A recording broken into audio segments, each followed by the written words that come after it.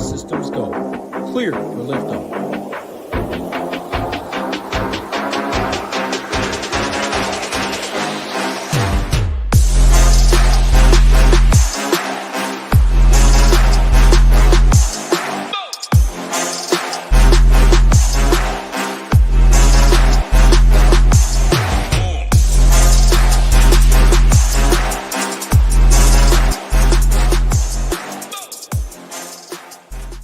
Hello and welcome to this week's NASCAR Quick Hit here at SHIPIT Nation.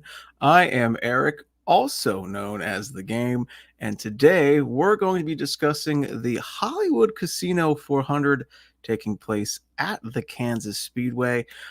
Before we go ahead and break down today's race, as always, please go ahead and hit that like button and subscribe. It really does go a long way in helping us with the YouTube algorithm.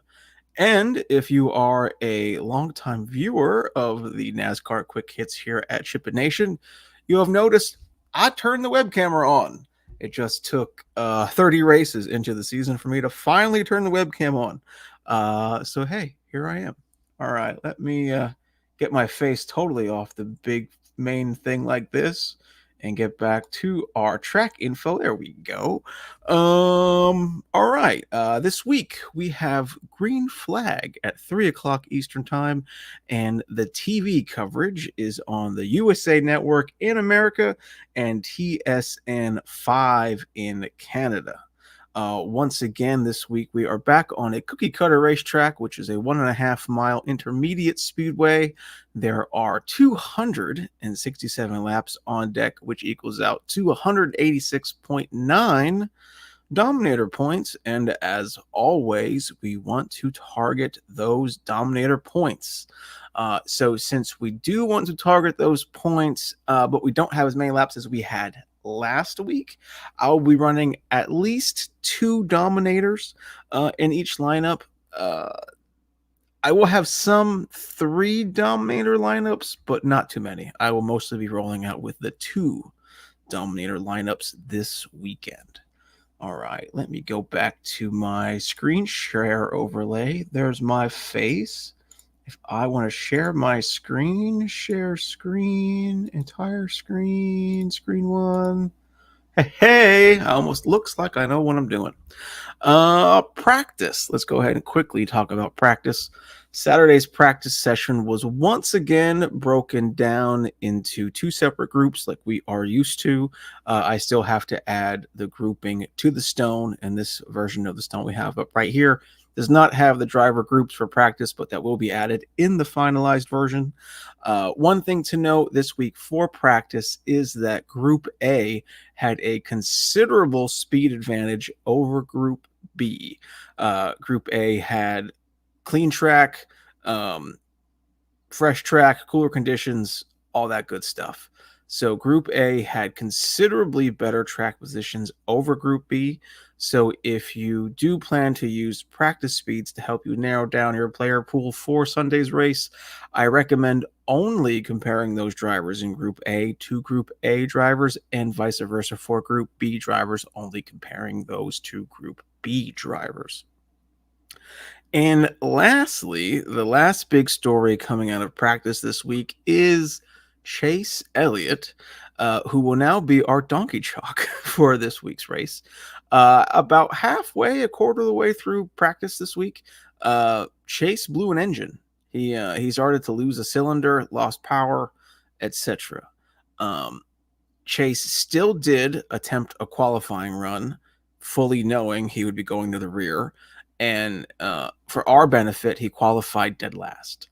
So Chase Elliott is dead last for Sunday's race. And for us DFS players, that's a good thing. And that's going to take me right into some of my favorite drivers of the slate. And we're going to start off with that 38th place driver, Chase Elliott. Chase is starting dead last for Sunday's Hollywood Casino 400 at Kansas Speedway. And that is fantastic for us DFS players because he cannot lose us any place differential points. I I've already hammered that point home a few separate times this season, and I will continue to hammer that point home whenever it comes up like this. Okay. Chase Elliott can lose you no place differential points on Sunday. And the cherry on top, Chase's average finish at Kansas is 11th. So an average finish of 11th, and he's starting 38th, and he's 10 grand. If you are playing cash games, just make him the first driver you select. If you're playing tournament games, consider him very heavily to be the first driver you select. I believe we have him currently projected between 45 and 50% ownership.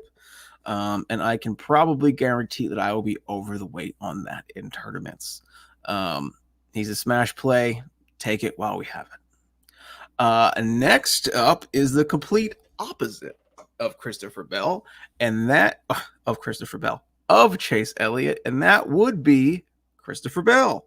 Christopher Bell is our pole sitter, and he was over the moon for his car, or about his car, rather, after Saturday's practice and qualifying session. I believe he even quoted that this was the best race car he's ever had at Kansas. And he's been fantastic at Kansas, right? His average finish at Kansas matches Chase Elliott's 11th in the next gen era. So you have Christopher Bell, who has an average finish of 11th, has won 3 poles here at Kansas, playoff driver plus 750 to win starting on the pole. And then you have Chase Elliott also having an average finish of 11th, starting dead last, plus 900 to win. I don't know how these drivers aren't your first 2 clicks. In cash games, yes, your first 2 clicks. In tournament games, I would highly consider making these 2 drivers your first 2 clicks. They are lining up to be fantastic plays for Sunday's race. Next up, we have Brad Keselowski. Bad Brad is priced right in the middle this week at $8,300 on DraftKings and a little bit more expensive, $9,500 on FanDuel. And he starts right smack in the middle, 26th. He has been fantastic at 1.5 tracks in the next gen season. And he was great during practice too. If we look at here, we're really focusing on the long run speeds. 9th in the 10, 8th in the 15, 6th in the 20, 4th in the 25, 30 in the or 2nd in the 30 lap average. That's fantastic long run average speeds, which means he'll be able to methodically work his way towards the front of the pack. Chris Buescher should be incredibly similar play to Keselowski. Buescher starting 25th, Keselowski starting 26th. The only thing different with Buescher is he's $200 more. So you can take the $200 savings and the 1 place difference and go down to Brad. And I think it's a much better play, even though Buescher did finish second here to Larson last race. I believe last race was the photo finish between those 2. So Bad Brad or Chris Buescher, either or, but I'm leaning towards Bad Brad. And last, but most certainly not least, is my bargain bin play of the week. And I'm going to go with the newest lame duck driver in the NASCAR Cup Series garage, and that is Daniel Hemric. I'm normally not one to roll out Daniel Hemric ever, right?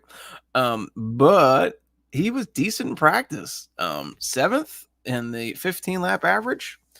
That's pretty good for a $5,300 driver. $5,300 starts 30th. Decent practice. That's really all I have to hang my hat on as far as Daniel Hemric goes. but he is a lame duck driver, and maybe he will find extra motivation to try to wheel that colleague Chevy to a 15th or better finish for Sunday's race, but that remains to be seen. And that's actually everything I have for my drivers. Let me quickly scroll through my notes to make sure I didn't miss anything. I feel like I turned the web camera on and this video went way fast. We discussed Dominator points. We discussed practice, Chase Elliott's blown engine. Yeah, that's all I have. So just a quick recap, going between 2 and 3 Dominators this week. Chase Elliott blew an engine in practice. Will have to start the race. Well, is starting the race dead last in 38th. And the drivers we focused on was Chase Elliott, Christopher Bell, Brad Keselowski, and Daniel Hemric. That is it for me. This was a quick video. Kansas hopefully is a good race. Should be much better than what we had to deal with last week at Bristol. Lord Almighty, that was an awful race. But Kansas should be a heater. So that is once again all I have for this week.